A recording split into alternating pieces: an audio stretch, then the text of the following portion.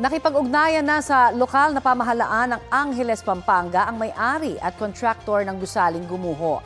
6 na ang kumpirmadong nasawi sa insidente matapos ma-recover ang isa pang bangkay kanina. Balitang hatid ni Bea Pinlac.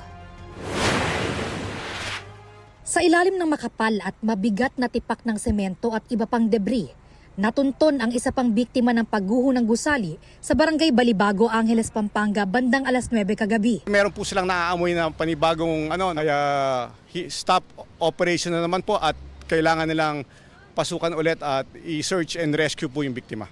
Pahirapan ang pagkuha sa biktima mula sa patong-patong na debris. Gumamit ng iba-ibang aparato ang rescue team. Mag-aalauna kaninang madaling araw, na-retrieve ang bangkay ng 51 anyos na construction worker. Ito na ang ika-6 na kumpirmadong namatay sa trahedya. Ayon sa Angeles City LGU, siya ang ama ng nasawing 26 anyos na construction worker na nauna nang naiahon sa bandang entrada ng gumuhong gusali. Sa huling tala ng mga otoridad, may 14 pang pinaniniwala ang natabunan ng guho. Base yan sa listahan ng foreman ng gusali. Hindi pa kasama sa bilang ang mga iba pang posibleng nadamay sa disgrasya. Panawagan ko lang po sana po masagip sila at buhay po sila. Hindi pa rin po kami nawawalan ng pag-asa kung buhay sila mas maayos.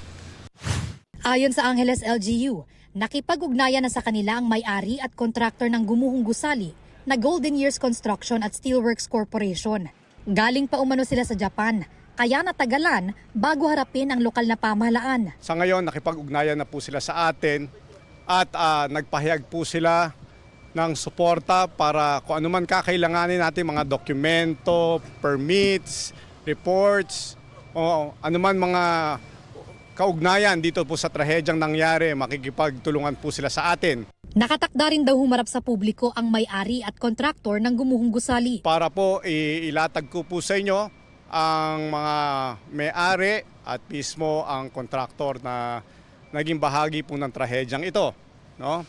At ina-assure ko po ang publiko na magkakaroon ng katarungan at malalaman din po natin ang katotohanan sa trahedyang ito. Bea Pinlac, nagbabalita para sa GMA News.